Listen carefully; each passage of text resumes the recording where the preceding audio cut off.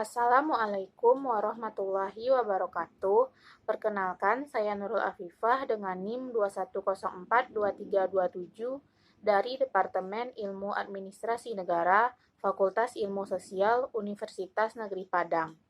Video ini saya buat untuk memenuhi tugas mata kuliah Governansi Digital dengan dosen pengampu Bapak Iip Permana, STMT.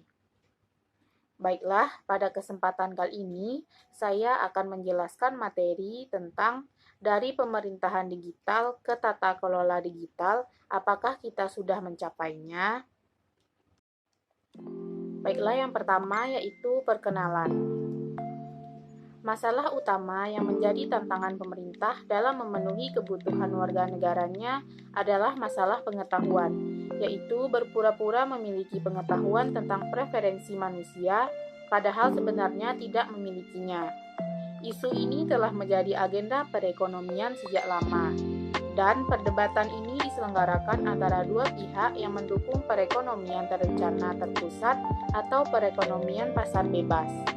Terlepas dari permasalahan pengetahuan, pertanyaan yang menarik mengenai dampak digitalisasi dari sudut pandang pemerintahan bukanlah pertanyaan biner sederhana tentang berhenti atau lanjutkan, melainkan bagaimana proses pemerintahan digital dapat dibentuk untuk memenuhi kebutuhan manusia tanpa jatuh ke dalam perangkap masalah pengetahuan.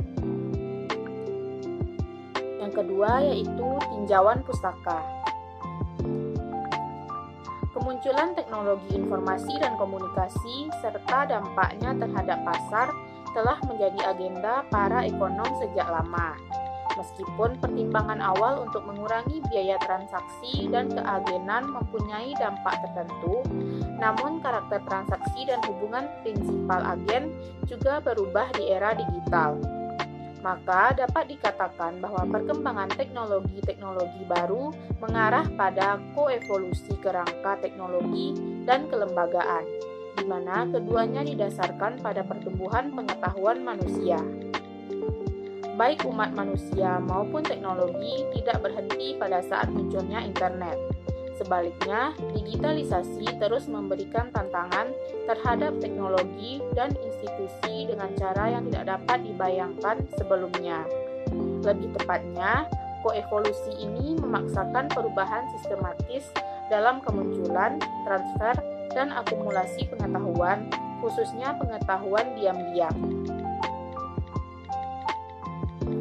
Aspek digitalisasi yang dapat diamati terlepas dari segmen pasar yang dianalisis menurut Valenduk yaitu yang pertama, fakta bahwa informasi digital dapat dilihat sebagai sumber daya ekonomi yang strategis. Yang kedua, perbedaan tempo dan sifat revolusi industri dapat diamati. Yang ketiga, hubungan antara lapangan kerja dan teknologi masih perlu didiskusikan. Dan yang keempat yaitu adanya perubahan dari praktik kerja fleksibel menjadi praktik kerja virtual. Perkembangan teknologi baru yang memungkinkan terciptanya pengetahuan yang sebelumnya tidak tersedia dan pada saat yang sama menantang keterbatasan pemrosesan informasi manusia adalah munculnya big data. Gartner mendefinisikan big data sebagai aset informasi bervolume tinggi, berkecepatan tinggi, dan beragam yang memerlukan bentuk pemrosesan informasi inovatif dan hemat biaya yang memungkinkan peningkatan wawasan, pengambilan keputusan, dan otomatisasi proses. Big data bertujuan untuk mengintegrasikan sektor general, pengetahuan digital, fisik, dan bioteknologi yang sampai sekarang terpisah. Menganalisis big data dengan program perangkat lunak tentu melibatkan penulisan kode kondisional jika atau maka. Dan untuk big data jumlah pernyataan kondisional dan kode terkait meningkat secara eksponensial sehingga jumlah jalur yang akan diuji meningkat pesat. Selanjutnya yaitu tantangan utama big data bagi pemerintahan digital menurut Chen dan Xie. Yang pertama, isu tata kelola, yaitu bagaimana pemerintahan digital dapat diubah menjadi pemerintahan digital. Yang kedua, implementasi big data membutuhkan talenta yang harus diperoleh, Namun, ilmuwan yang mampu bekerja dengan big data terbatas. Sedangkan yang ketiga yaitu manajemen risiko masih menjadi tantangan bagi pemerintahan digital. Komponen ini terdiri dari masalah privasi dan masalah keamanan.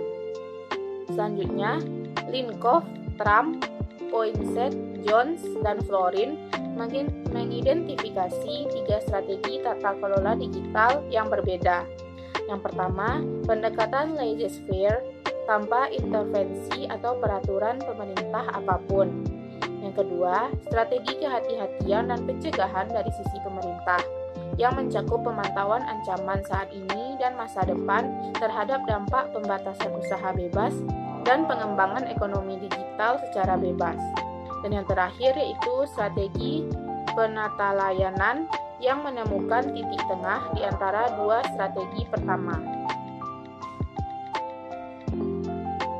Selanjutnya yaitu masalah pengetahuan. Yang pertama, ada masalah pengetahuan di bidang ekonomi. Pengetahuan adalah isu sentral teori ekonomi. Namun, tidak semua aliran dalam teori ekonomi membahas pengetahuan secara eksplisit dan beberapa bahkan mengabaikan. Pengetahuan tidak menjadi isu dalam perekonomian arus utama. Dolfma mengamati bahwa banyak ekonom dengan pendekatan arus utama memutuskan untuk memperlakukan modal sebagai metafora pengetahuan dalam penelitian mereka, atau sebagai alternatif menggunakan teknologi sebagai sinonim untuk pengetahuan. Fakta bahwa pengetahuan belum masuk dalam agenda ilmu ekonomi arus utama tidak berarti bahwa pengetahuan bukanlah isu sentral dalam perekonomian. Menurut pembelanja, pengetahuan adalah masalah yang sangat rumit yang tidak mudah digunakan dan mendapat tempat dalam teori ekonomi. Sementara keyakinan arus utama adalah bahwa pengambilan keputusan selalu tentang pemrosesan informasi. Sebuah aliran penelitian tandingan berfokus pada memindahkan teori ke titik analisis epistemologis. Dalam pandangan Thomson, kita dapat membedakan 2 dimensi masalah pengetahuan, yaitu dimensi kompleksitas dan kontekstualitas.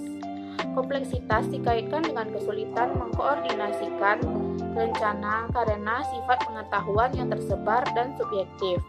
Sedangkan kontekstualitas dikaitkan dengan fakta bahwa pengetahuan yang relevan untuk mengkoordinasikan rencana bersifat diam-diam, diciptakan selama proses pasar, atau tidak dapat diartikulasikan. Kedua dimensi tersebut menunjuk pada karakter pengetahuan yang subjektif, tersebar, tidak sempurna, lokal, diam-diam, dan kontekstual dibandingkan dengan informasi. Selanjutnya yaitu masalah pengetahuan dan tata kelola digital. Kontribusi Rizzo dan Whitman, Pascual, Kirchner, dan Lehman, Waffen-Schmidt, dan Erkut adalah 4 pendekatan relevan yang telah membahas masalah pengetahuan. Pascual menganalisis masalah pengetahuan dengan menunjukkan fakta bahwa kita berada pada era baru perencanaan terpusat, di mana entitas perusahaan besar mengumpulkan big data untuk memperoleh kehidupan masyarakat dalam berbagai cara. Kirchner mengunjungi kembali masalah pengetahuan yang dijelaskan dengan menyatakan bahwa memanfaatkan pengetahuan yang tersebar dengan cara yang paling efisien tidak dapat diubah menjadi masalah dalam menemukan alokasi yang paling efisien dalam suatu masyarakat. Rizzo dan Whitman fokus pada isu legitimasi dalam intervensi paternalistik baru. Sedangkan yang terakhir yaitu Lehman, Waffen-Schmidt, dan Erkut membahas pembuatan kebijakan yang bersifat paternalistik secara lunak dalam konteks penanggulangan guncangan dan sampai pada kesimpulan bahwa masalah pengetahuan tidak dapat diselesaikan dengan cara menyenggol. Selanjutnya yaitu proposisi pertama Hayek adalah bahwa ilmu ekonomi tidak dapat mengamati dan mengukur segala sesuatu yang relevan. Sesuatu yang dapat diukur mungkin tidak penting, dan pada saat yang sama, sesuatu yang tidak dapat diukur mungkin penting. Oleh karena itu, pertanyaan yang menarik adalah apakah kita dapat mengamati dan mengukur segala sesuatu yang penting? Proposisi kedua Hayek adalah bahwa para ekonom tidak dapat memberikan hasil konkret terhadap masalah kompleksitas terorganisir dalam perekonomian. Tuntutan implementasi Big Data masih menjadi kendala dalam permasalahan ini. Tidak hanya terdapat kekurangan ilmuwan data, namun juga kekurangan teknologi untuk menganalisis Big Data serta sumber daya untuk memperoleh ilmuwan dan teknologi. Para ilmuwan empiris mempunyai pendapat yang sama bahwa Big Data menggantikan penelitian yang didorong oleh teori. Sedangkan para ilmuwan paradigmatik percaya bahwa Big Data mengubah tujuan penelitian ilmiah, namun tidak menggantikan teori atau analisis yang didorong oleh teori. Proposisi ketiga Hayek adalah informasi yang relevan tidak dapat dikumpulkan. Salah satu isu sentral yang menjadi batasan adalah ketidakjelasan epistemik. Selain itu, kemunculan Internet of Things tetap menjadi sebuah langkah dalam mengukur data dari segala sesuatu yang memiliki tombol on dan off. Yang terakhir yaitu kesimpulan.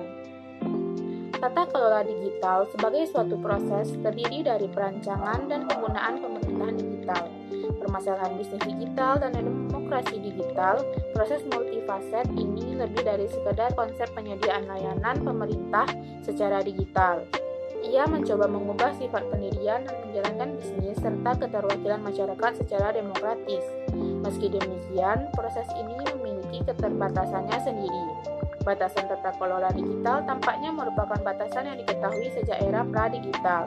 Namun, fakta bahwa tata kelola digital dikaitkan dengan integrasi sektor-sektor penghasil pengetahuan digital, fisik, dan bioteknologi yang sampai saat ini terpisah, berarti terdapat keterbatasan dan tantangan baru terhadap tata kelola digital, terlepas dari seberapa baiknya suatu pemerintahan. Baiklah, sekian yang dapat saya sampaikan. Mohon maaf apabila ada